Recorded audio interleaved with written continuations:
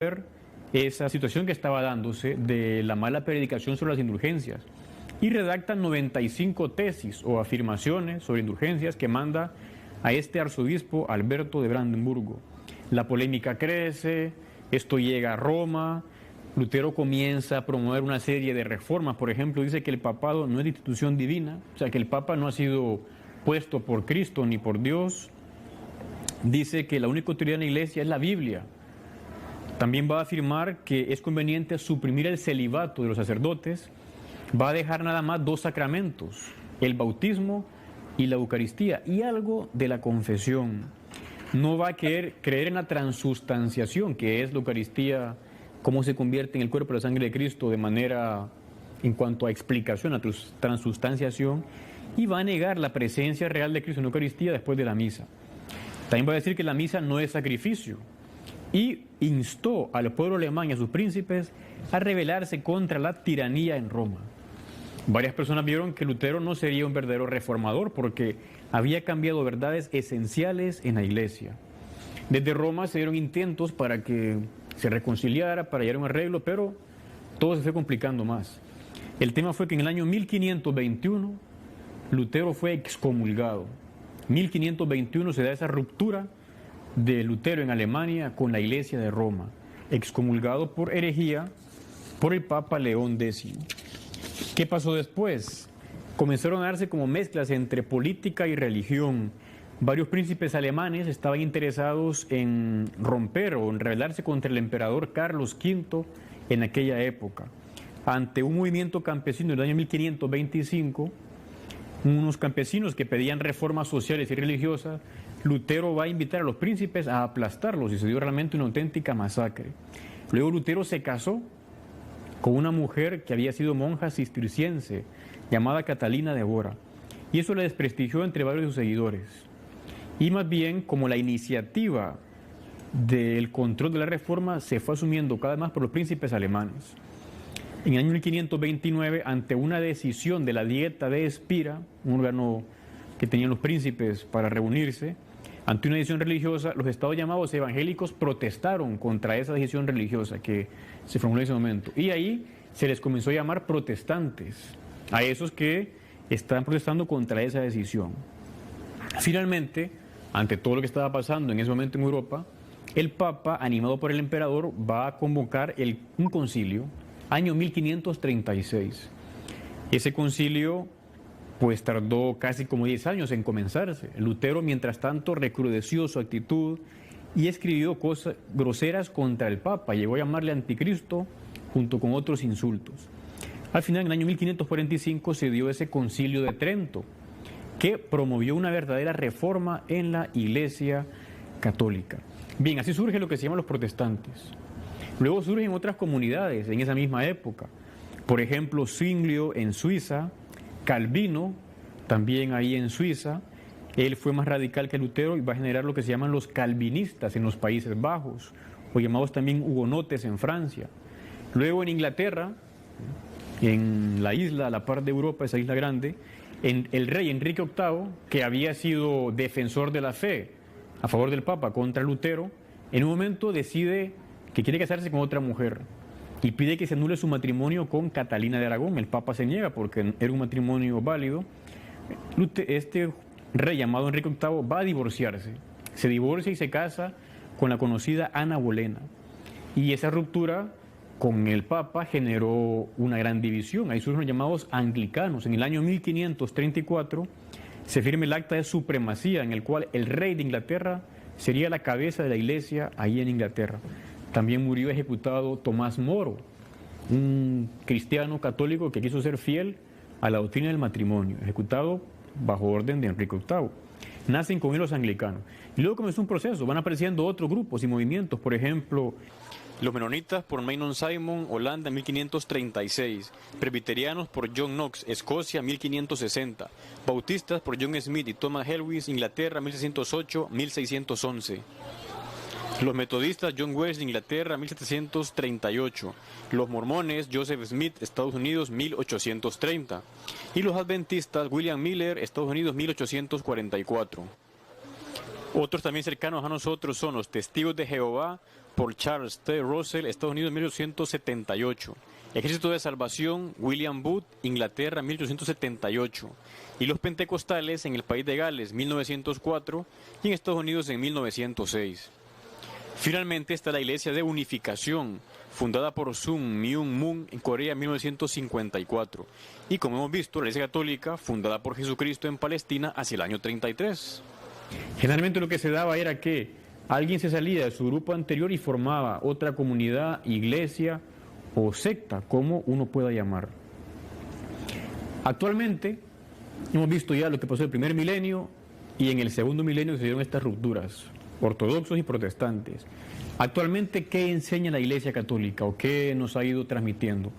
Un dato muy importante del año 1964, cuando en el Concilio Vaticano II se promulga el decreto Unitatis Redintegratio, que habla sobre el ecumenismo. Y es la idea de volver a ser una única familia, todos los cristianos. Ahí nace lo que se llama el movimiento ecuménico, que busca la unidad de los cristianos, sabiendo que hay elementos de verdad fuera de la iglesia, pero la plenitud se da en la Iglesia Católica fundada por Cristo. Se promueve el diálogo, el conocerse los demás cristianos y también la oración. De hecho, estamos ahora más unidos que antes. Hay más elementos, lazos de contacto que hace 100, 200 años.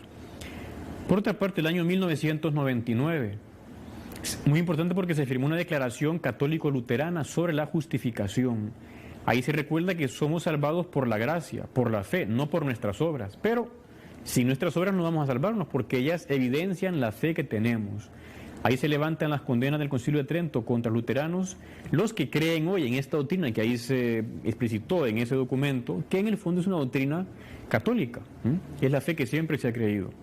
Y luego, todavía más importante, un documento del año 2000, la declaración Dominus Jesus de la Congregación para la Doctrina de la Fe. Dominus Jesus significa el Señor Jesús, firmada por Juan Pablo II.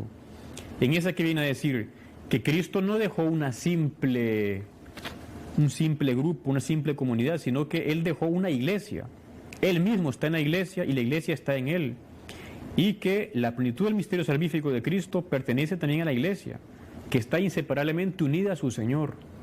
O sea, Cristo continúa en su iglesia, es lo que se llama el Christus totus, Cristo total, cabeza y miembros son un único cuerpo, así como la cabeza es inseparable del cuerpo, también Cristo de los miembros de su iglesia.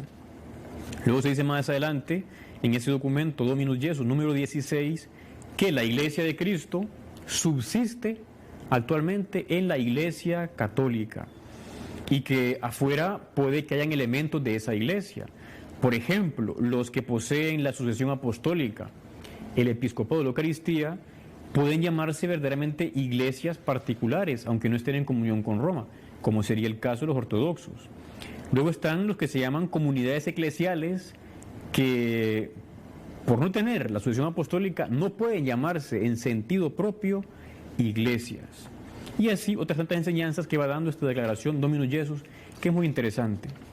Para terminar este programa de católicos, ortodoxos y protestantes, queremos traerles unos libros para conocer un poco de historia de la iglesia. Por ejemplo, está muy antiguo, es una versión en inglés de Eusebio de Cesarea, un escritor del siglo IV, que escribió la primera historia de la iglesia. Muy interesante leerla y conocerla. Luego está otro libro más bien actual que se llama Fundada sobre Roca. Es una historia breve de la iglesia. Ahí se ve todo lo que ha habido en la historia de la iglesia, con sus más y con sus menos, pero siempre guiada por Dios, por el Espíritu Santo que está detrás. Para conocer más las confesiones cristianas está este libro de este autor alemán llamado Iglesia Católica y Confesiones Cristianas. Y luego, para todo el tema de las sectas que han ido surgiendo, está este libro titulado Los nuevos movimientos religiosos o las sectas, de Manuel Guerra Gómez. Muy interesante, muy exhaustivo. Y finalmente tenemos una obra que ya hemos comentado en otras ocasiones, que se llama Roma Dulce Hogar. Es la historia de la conversión de un pastor protestante y su esposa, que ellos tanto estudiaron la fe cristiana que al final se hicieron católicos. Dijeron, realmente este es el tronco común en el cual tenemos que estar. Bien, hemos terminado este programa con la fe y la razón, tema de actualidad para jóvenes y adultos. Están invitados a sintonizar la próxima semana en este canal y a esta misma hora. Pasen un buen día.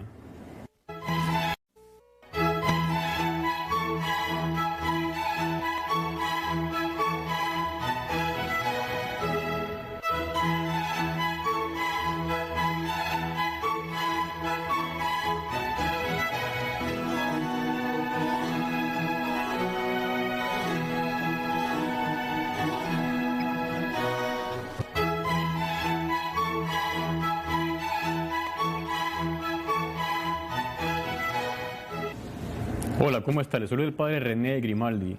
Bienvenidos al programa Con la Fe y la Razón, temas de actualidad para jóvenes y adultos. Hoy tenemos un programa que entra dentro de la serie Historia de la Iglesia y le hemos titulado Católicos, Ortodoxos y Protestantes, para saber cuál fue el origen de estas iglesias. Podemos nosotros preguntarnos, si Cristo fundó una única iglesia, ¿por qué ahora hay tantas iglesias o grupos que se llaman cristianos?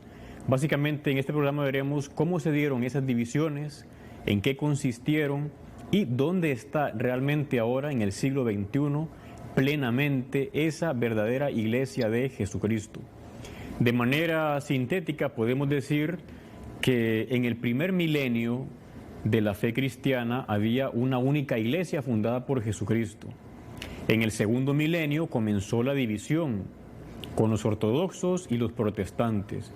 Y ahora en este tercer milenio, el Papa Juan Pablo II, guiado por el Espíritu Santo, quiere que volvamos a unirnos, a que seamos una única iglesia. Por tanto, comenzaremos dedicando un primer apartado a la historia de la iglesia en el primer milenio, unas cuantas pinceladas, porque esto daría para muchos programas, para ver muchos siglos lo que ha ocurrido. Básicamente vamos a decir que Jesucristo fundó una iglesia, pero no tanto en un único momento, sino bien fueron como varios momentos. El Señor fue como ensamblando, como armando las partes o elementos de lo que sería su iglesia. Por ejemplo, esa iglesia estaba prefigurada ya en el Antiguo Testamento. Había un pueblo de Dios llamado Israel con 12 tribus que lo habían formado, y luego vendrá un nuevo pueblo de Dios con un nuevo pacto que Dios iba a hacer con la humanidad. Cuando Cristo viene y se hace hombre y comienza ya a predicar después de su vida oculta, el Señor comienza a llamar discípulos. Es interesante ver cómo Cristo era distinto de los rabinos en aquella época, porque los rabinos, generalmente la gente se les unía y decidían si elegían o no a un rabino para seguirlo. En cambio, Cristo, dice el Nuevo Testamento, llamó a los que Él quiso. Él fue llamando discípulos, varios discípulos. Luego, en un segundo momento, de ese grupo de discípulos, eligió a unos más cercanos, a quienes llamó los 12 apóstoles, apóstoles que significan enviados. Y entre los 12 tenía a unos más cercanos y en concreto a Pedro. Tanto así que este hombre llamado Simón le cambió el nombre y le puso Pedro, que en el fondo significa piedra en el original. En arameo piedra se dice Cefas, y ese nombre quedó y se utilizaba en la primera comunidad cristiana. Eso aparece recogido en el capítulo 16 de San Mateo, cuando el Señor establece a Pedro como la cabeza de su iglesia. Y luego siguieron otros momentos, donde el Señor va como ensamblando lo que será su iglesia. Por ejemplo, en la última cena, Cristo los constituye sacerdotes, a aquellos 12 apóstoles, también les da ahí la Eucaristía, en la última cena. Al día siguiente, en el Viernes Santo, el Señor va a morir en la cruz, va a pagar con su sangre el precio de la salvación de todos nosotros. Y la salvación que luego sería llevada a las personas. Se habla de una redención objetiva, ya Cristo murió por nosotros, pero falta lo que se llama la redención subjetiva, que se aplique a cada sujeto. Y esa es la misión de esta iglesia que Él fue fundando. Luego también, muy importante, es con su resurrección. Cristo ahí demuestra el poder que tiene, que es el auténtico Hijo de Dios, uno más de la Trinidad. Y es interesante cómo el Señor, cuando resucita, lo primero que hace, según el Evangelio de San Juan, en el capítulo 20, es ir y dar el poder de perdonar los pecados a aquellos 12 que estaban con Él. 12 en el sentido de que ya Judas se había ido, habían quedado 11. Luego vendría Matías, que reemplazaría a Judas, que fue el traidor, como bien sabemos. Así el Señor, en esa resurrección, da a su iglesia el poder de perdonar los pecados, que era para lo cual Él había venido acá en la tierra. Esa iglesia está 40 días junto a Cristo, luego el Señor asciende a los cielos. En esos 40 días les fue formando, y al ascender a los cielos, a los 10 días llegó el Espíritu Santo, el Espíritu de Cristo. Ese Espíritu que marca el inicio de la vida de la iglesia. La iglesia, con Pentecostés, comienza ya a caminar entre las naciones. Si antes había sido como engendrada, como armada, ahí, con Pentecostés comienza el tiempo de la iglesia.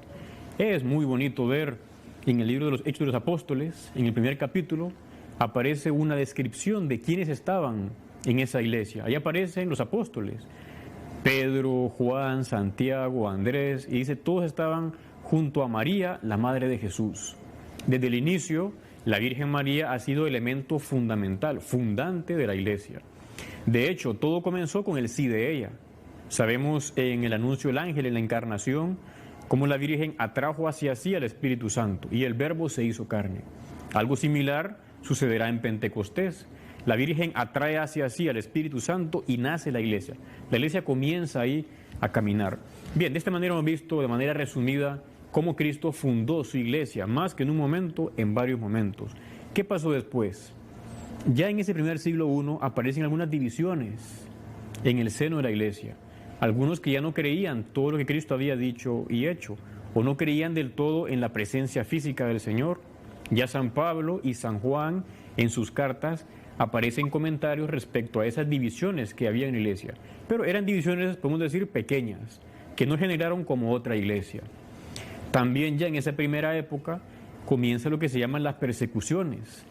La primera es a San Esteban, el llamado protomártir, el primer mártir.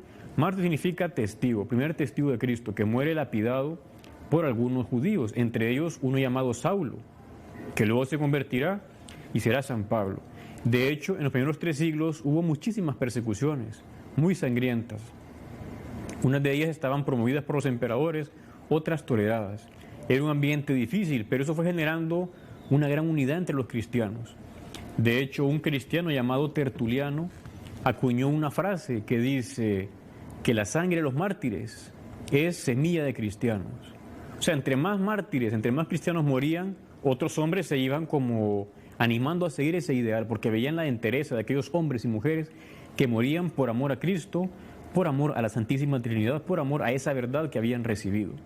Todo esto se mantuvo así, de manera cruel y sangrienta, hasta el año 313. Este año es muy importante, año 313, porque ese año el emperador entonces en el Imperio Romano, llamado Constantino, proclamó lo que se llama el Edicto de Milán. En ese Edicto de Milán, Constantino venía a permitir que los cristianos pudieran vivir su fe sin que nadie les persiguiera. Eso marcó una gran época en la historia de la Iglesia, un antes y un después del Edicto de Milán. Antes era como estar ocultos en catacumbas, con una fe no tan manifestada públicamente. Después ya es fácil que ellos puedan manifestar su fe. Ahí comienzan las grandes catedrales o templos a construirse, porque ya era posible, ya era permitido sin que fueran perseguidos. Y también suceden los primeros concilios ecuménicos, que significan universales. Todos los obispos del mundo entonces conocido podían reunirse ya sin miedo a que fueran ejecutados o asesinados. Y ahí aparece el primer concilio universal ecuménico, el llamado de Nicea, en el año 325. En el concilio de Nicea se reafirmó la verdad, la fe de siempre. Digamos, aclaró las ideas que un sacerdote llamado Arrio estaba difundiendo en esa época. Arrio, con un arrianismo, venía a decir que Cristo no era realmente el Hijo de Dios. El concilio de Nicea viene a recordar que sí, Cristo es el Hijo de Dios verdadero, engendrado, no creado, de la misma naturaleza que el Padre. Y esas palabras que nos suenan están en el credo que rezamos los católicos todos los domingos. Se forjaron allá en Nicena y reflejan la fe anterior que venía de la época apostólica. El siguiente concilio es del año 381 y tuvo lugar en Constantinopla, una ciudad muy importante del Imperio Romano en aquella época, Constantinopla. Ahí de nuevo se reafirmó la enseñanza contra el arrianismo y también se reafirmó que el Espíritu Santo es también Dios, una persona de la Santísima Trinidad, porque había alguno que no entendía bien la Escritura y la tradición y pensaba lo contrario. De hecho, los católicos, el credo que rezamos cada domingo se llama el credo niceno-constantinopolitano, porque se redactó ahí, tanto en Nicea, en el 325, como Constantinopla en el 381. No es que los padres inventaron la fe ahí, sino que esa fe se explicitó, se guardó, se manifestó de manera más patente en esos concilios. Luego hubo 2 concilios más. El tercer ecuménico se llamó el concilio de Éfeso, en una ciudad también del imperio, donde se atacaba al nestorianismo. Eran unos cristianos que por X razones les parecía inconcebible que la Virgen fuera la Madre de Dios. El concilio de Éfeso recordó que sí, que la fe de todos los tiempos era que la Virgen es la Theotokos, la Madre de Dios. Y finalmente el concilio de Calcedonia. Había una herejía llamada el monofisismo, que decía que Cristo tenía nada más una única naturaleza divina. La humana había sido absorbida. Por lo tanto, Cristo no era verdadero hombre y no había muerto por nosotros en cuanto tal, porque al no ser hombre no podía morir. Muchos hicieron monofisitas, especialmente las iglesias de Egipto y Siria. Pero a grandes rasgos se mantenía como la unidad de la fe. Eran pequeños grupos que se habían ido como separando o que luego volvían o más adelante volvieron a la comunión con toda la iglesia en Roma. Como dije al inicio del programa, el primer milenio se caracterizó por esa unión sustancial de los cristianos. Pero la gran división, el primer cisma grande, comienza en el segundo milenio. Vamos a hacer un pequeño como repaso o resumen. Resulta que Roma, como ciudad, había perdido su esplendor antiguo. De hecho, como usted sabe, Roma cayó en el año 476. El imperio comenzó a debilitarse. Y en la parte oriental del imperio, otra ciudad comenzó a tener más esplendor, llamada Constantinopla. Tanto así que se daba ya como una división en el imperio, la parte occidental y la parte oriental. En Occidente Roma tenía más o menos como la preponderancia, en la parte oriental era Constantinopla. Y se generó como una rivalidad entre ambas ciudades, entre ambos partes del imperio. Una rivalidad tanto religiosa como política. El tema es que en el siglo IX, Focio, un obispo patriarca de Constantinopla, acusó a los católicos latinos de Roma por la cuestión del filioque. ¿Qué significa eso, filioque? Significa en latín filio y el que significa y del hijo.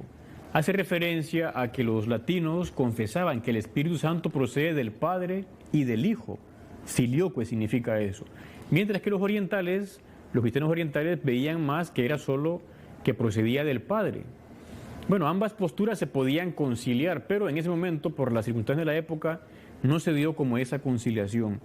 Tanto así que un poco después, en el año 1054, y este año es capital, el año 1054, otro patriarca de Constantinopla llamado Cerulario, Miguel Cerulario, él renovó las acusaciones contra la iglesia occidental latina en Roma y fue excomulgado por los enviados papales.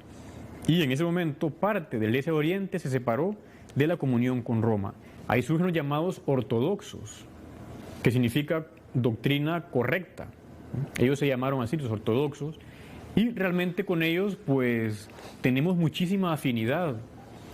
El Catecismo de la Iglesia Católica dice lo siguiente en el número 838, hablando de los ortodoxos. Dice así en una parte de este número: con las iglesias ortodoxas, esta comunión es tan profunda que le falta muy poco para que alcance la plenitud que haría posible una celebración común de la Eucaristía del Señor. Un texto de Pablo VI. O sea, tenemos con ellos una gran cercanía con los ortodoxos. Creen en todo, en la Virgen, en los sacramentos, igual que nosotros, menos en la autoridad del Papa. Para todos los obispos en la Iglesia Universal, nada más lo ven como el obispo de Roma. En todo lo demás prácticamente es lo mismo. También está la cuestión del filioque, que siempre ha generado un poco de división, pero puede decirse que son como el otro gran pulmón de la Iglesia de Cristo, los ortodoxos. Ahora pasamos a la siguiente gran división que también tuvo lugar en el segundo milenio, la que va a dar origen a los protestantes. ¿Esto cómo sucedió? Antes también hacemos una pequeña introducción. Sabemos que la iglesia fundada por Cristo es sin mancha, es inmaculada, es santísima. ¿Por qué? Porque Cristo se entregó por ella, como dice Efesios 5:25. También porque la iglesia es parte del cuerpo de Cristo. Se le llama el cuerpo místico, misterioso de Cristo, tal como aparece esta idea en Colosenses 1:24, por ejemplo, y otros textos. Pero en la iglesia a veces han habido crisis que han generado necesidad de reformas. Solo pensemos, también en la época de Cristo hubo crisis, la traición de Judas, el mal ejemplo de Simón Pedro, que era la cabeza y negó al maestro, el mal ejemplo de los apóstoles cuando se van de la cruz, solo San Juan quedó ahí. Uno no puede desanimarse de la Iglesia Católica al ver mal ejemplo de algún cristiano o de un sacerdote o de un obispo, porque siempre han habido casos así, incluso en la época del Señor. Hay que tener el corazón puesto en la iglesia, vivir en la fe de esa iglesia fundada por Cristo. ¿Qué pasó? Que a finales de la Edad Media, allá por los siglos XV, XVI, pues habían deseos de reforma en la iglesia, porque había unas cosas que no estaban del todo bien. Por ejemplo, algunos clérigos, sacerdotes, carecían de espíritu religioso y a la vez afán pastoral. Los clérigos no estaban bien formados, salvo algunas excepciones. A veces no vivía bien la pobreza o la castidad, habían casos de concubinato. O sea, eran cosas tremendas, serias, fuertes que se daban en la iglesia de Cristo, más que ella en los miembros. Resulta que en unos países europeos, especialmente en Francia y en Alemania, algunos nobles poseían obispados, poseían también abadías. Se había dado una especie de intromisión del poder civil en el eclesiástico. E incluso algún papa pues había sido menos digno, buscando como riquezas para su familia o quizás riquezas para la iglesia, para el papado. Es conocido la figura de Alejandro VI, un papa de la familia Borgia, bueno, pues que ahí no es realmente como un gran ejemplo a seguir, y otros papas que tuvieron un gran afán renacentista de construir, de edificar cosas, en el fondo buenas, quizás los medios no eran del todo correctos. El tema es que en ese ambiente de finales del siglo XV, inicio del XVI, aparece un personaje llamado Martín Lutero. Martín Lutero, ¿quién es o quién fue?